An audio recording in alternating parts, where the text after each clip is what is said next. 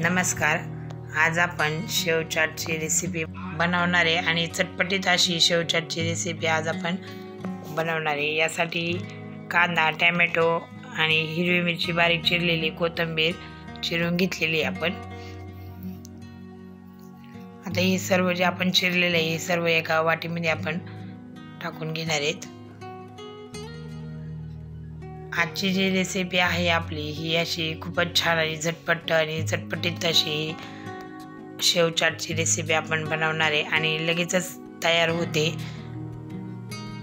कधीतरी असं चटपट खावंसं वाटतं, मग आपण अशी ही रेसिपी बनवायची आहे। यासाठी आपण यामध्ये शेव जी वापरणार आहे ती हल्दीरामची भुजियाची शेव वापरणार आहे। अशी ही शेव आपण टाकून घेऊ। तुम्ही यासाठी तुमच्या घरात जी उपलब्ध असेल ती शेव जरी वापरली तरी चालेल, किंवा भेळीसाठी सुद्धा ही रेसिपी चालू शकते। आणि आता आपण यामध्ये चाट मसाला घातला आहे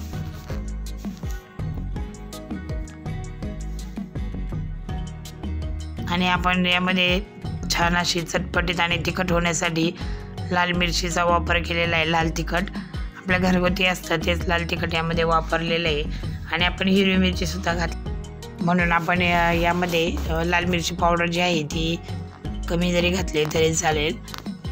आणि आता आपण यामध्ये चवीनुसार मीठ घालून घ्यायचं आहे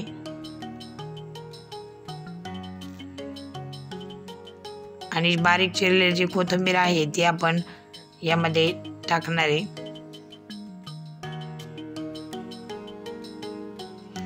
आणि आता आपण यामध्ये अर्धाच लिंबू जे आहे त्याचा रस पिळून घेणार आहे। तुम्ही यामध्ये आमचूर पावडरचा वापर करू शकता, लिंबाऐवजी आमचूर पावडर जरी वापरली तरी चालेल। आणि आता आपण ही मिक्स करण्यासाठी अशा प्रकारे आपण हे मिक्स करून घेणार आहे।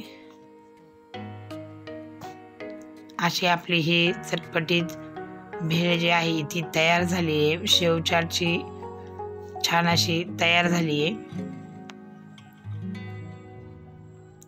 ही रेसिपी तुम्ही एकदा ट्राय करून बघा आणि सर्वांना खूप आवडीने खातील अशा प्रकारे ही तयार होते।